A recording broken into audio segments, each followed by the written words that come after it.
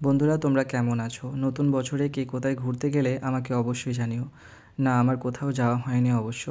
Office থেকে ফেরার পথে আজকে লাল শাক আর ডিম কিনে এনেছি। লাল শাক আমার খুবই প্রিয় খাবার, কালকে আমি বড়ি দিয়ে বানাবো। আমার এক বন্ধুর মা আমাকে ভালোবেসে কয়েকটা বড়ি উপহার পাঠিয়েছে। মানে খুবই ভালো লাগে যখন কেউ এরকম ভালোবেসে উপহার পাঠায়। আমাকে অনেকে জিজ্ঞাসা করে যে তুমি একা থাকো, তোমার ভয় লাগে না? সত্যি কথা বলতে কি, প্রথম প্রথম কিন্তু আমিও একা থাকতে চাইনি। তারপর চাকরি সূত্রে কলকাতা আসা, ধীরে ধীরে একটা অভ্যাস হয়ে গেছে। একা থাকলে কিন্তু সমস্ত কাজ নিজেকে করতে হবে। নিজের জামা কাপড় ধুতে হবে, রান্না করতে হবে, ঘর গোছাতে হবে, সমস্ত কাজ A to Z। মাঝে মাঝে আমি বাড়ির খাবার খুব মিস করি। সত্যি কথা বলতে কি, মায়ের মতো তো আর রান্না করতে পারি না। ওবেলার ভাত ছিল, সেটাকে গরম করে নিয়েছি, অমলেট মাছটাকে এভাবে মেখে নিয়েছি, আর ওবেলার ডাল সেদ্ধ ছিল, তো সেটা দিয়েই আজকে রাত্রে বেশ প্রাণ ভরে খেলাম।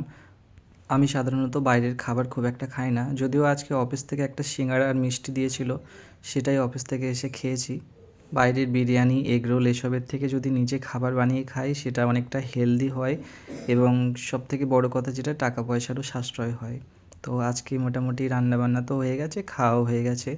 এরপর সমস্ত কিছু পরিষ্কার করে আমি একটু রেস্ট করব। তো বন্ধুরা, তোমরা খুব খুব ভালো থেকো, নতুন বছর খুব এনজয় করো।